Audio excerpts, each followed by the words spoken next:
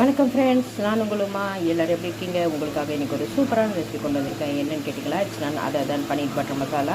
பன்னீர் butter மசாலாவுக்கு இப்போது onion எடுத்திருக்கேன், தக்காளி எடுத்திருக்கேன், இது வந்து பூண்டு, இது வந்து காஷ்மீரி சில்லி, இது நார்மல் சில்லி, இது தேங்காய் கொஞ்சம் எடுத்திருக்கேன். இப்போ இது எல்லாமே வந்து நம்ம ஆல்ரெடி இந்த பாத்திரத்தில் இப்போ தான் பன்னீரை வறுத்து எடுத்தேன். இது எல்லாத்தையும் நம்ம நிறையா வறுத்து எடுத்துடலாம்.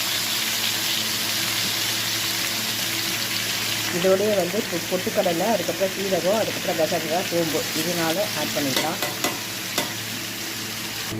பாருங்கள் ஃப்ரெண்ட்ஸ், இப்போ பன்னீர் பட்டர் மசாலா செய்யறதுக்கு தேவையான இதுதான் பேஸ் மசாலா. இதை வந்து இப்போ ஆற வச்சு அரைச்சிக்கலாம். நான் காஷ்மீரி சில்லி ஏன் செஞ்சுருக்கேன்னு கேட்டிங்கன்னா நல்லா கலர் கொடுக்கும், அதனால தான் வந்து காஷ்மீரி சில்லி ஆட் பண்ணியிருக்கேன். சரிங்களா? இப்போ வந்து இது ஒரு 10 மினிட்ஸ் சுட சுட மிக்சியில் போட வேண்டாம், மிக்சி ஜாம் ஆகிடும். அதனால் 10 மினிட்ஸ் வச்சுட்டு ஆற வச்சு இதை அரைச்சிட்டு வந்துடலாம். பாருங்கள் ஃப்ரெண்ட்ஸ், இப்போ கடாய் தயாராக இருக்குது. நான் பன்னீர் பட்டர் மசாலாவுக்கு பேஸ் மசாலா ரெடி பண்ணியாச்சு. இங்கே எடுத்து பாருங்கள். இப்போ இந்த பேஸ் மசாலாவை இதில் ஆட் பண்ணிடலாம். ஆட் பண்ணி இது கூட இன்னும் கொஞ்சம் மசாலாஸ் ஆட் பண்ணணும், என்னென்னு சொல்கிறேன். பாருங்கள் ஃப்ரெண்ட்ஸ், இப்போ இந்த பேஸ் மசாலா ரெடி பண்ணியாச்சு. இப்போ எடுத்து வச்சுருக்கேன் இந்த கர்ட் ஆட் பண்ணிடலாம்.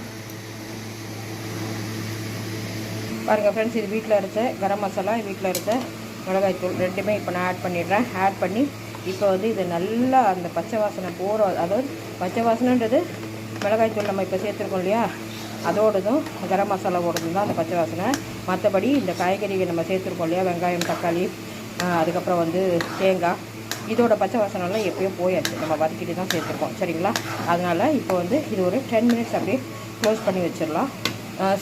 இது வந்து ஃப்ளேம் வந்து ஃபுல்லாகவே இருக்கட்டும். சரிங்களா?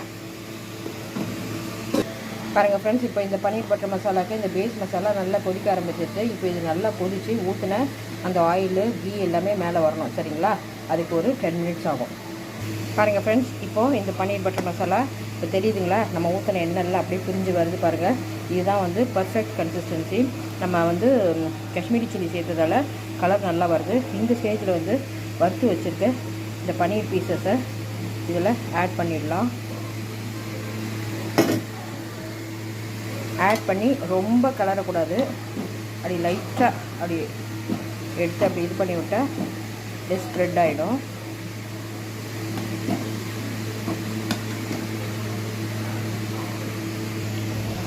பாருங்கள் ஃப்ரெண்ட்ஸ், அட்டகாசமான பன்னீர் பட்டர் மசாலா சூப்பராக தயாராகிடுச்சு. இங்கே பார்த்தீங்களா எவ்வளோ நல்லா பன்னீர் மேலே கோட் ஆகி எவ்வளோ சூப்பராக இருக்குது பாருங்கள். இது சப்பாத்திக்கு, இட்லி, தோசைக்கு, இடியாப்பத்துக்கு எல்லாத்துக்குமே சூப்பராக இருக்கும். சரிங்களா? ஸோ நீங்களும் இதே மாதிரி செஞ்சு பாருங்கள். செஞ்சு பார்த்துட்டு எப்படி இருக்குன்னு கமெண்ட்ஸில் சொல்லுங்கள். உங்களுமா சைனிங் ஆஃப். மறக்காமல் லைக் பண்ணுங்கள்.